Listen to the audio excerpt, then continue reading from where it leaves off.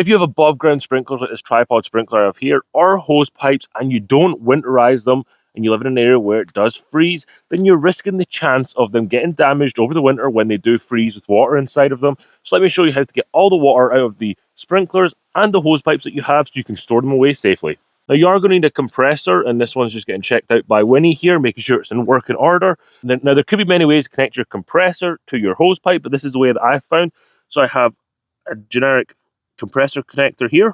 Now this is a 1/2 inch female thread on this side, so what I've got is a 1/2 inch male thread to 3/4 inch female thread. Then I can hook in a 3/4 inch male thread to a 3/4 inch male thread, so I can hook this up to my hose pipe. Don't worry, I will leave all these products linked in the description below so you can build your own one to blow out your own hose pipes or sprinklers. I'm just going to connect everything together.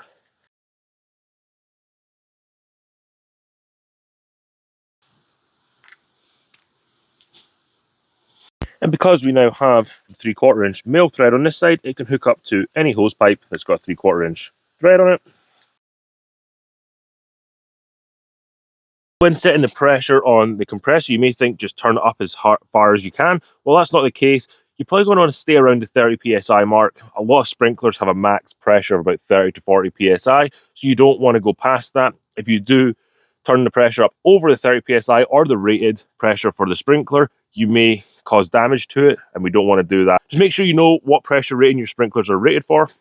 So I'm going to turn this up to 30 psi, and I normally find that does a really good job of getting all the water out of the sprinklers.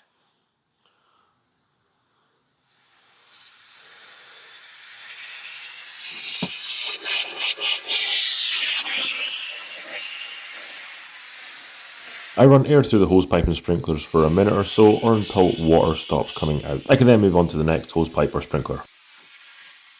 That's how you blow your sprinklers out for the winter so that you don't get frozen. Now you can store your timers and hose pipes in the shed or garage and have peace of mind that they're not going to be damaged come springtime.